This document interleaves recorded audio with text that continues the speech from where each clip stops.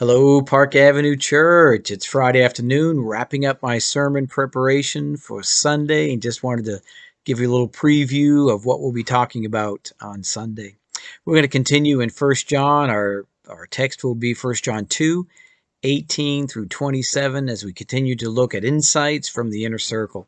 And again, this is a letter from the Apostle John, one of perhaps the closest person to Jesus during his earthly life.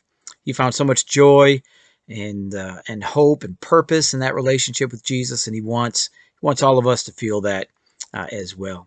So in 1 John chapter 2:18 through 27, I encourage you to go ahead and read that. John addresses them once again as dear children. He's concerned about these believers. One of the concerns that he has is apparently there have been some false teachers that have been spreading some teachings about Jesus that aren't really true. He calls them the antichrist. I know when you hear that term, a lot of images and notions come to your mind, and we're going to look at what does John mean by this term antichrist, because he says they're there right now. He's there as he's writing to these people, and he says there are several of them that are present during the writing of this letter. So we're going to talk about that, but really in this passage, I want us to look at three words or phrases that seem to jump out to me as I read this section. The first one is, he says it's the last hour. What does he mean by the last hour? I mean, this was written 2,000 years ago, and that's the last hour. So what does John mean by that phrase? And then he goes on to say that one of the signs or characteristics of the last hour is the presence of the Antichrist, the person who is against Christ.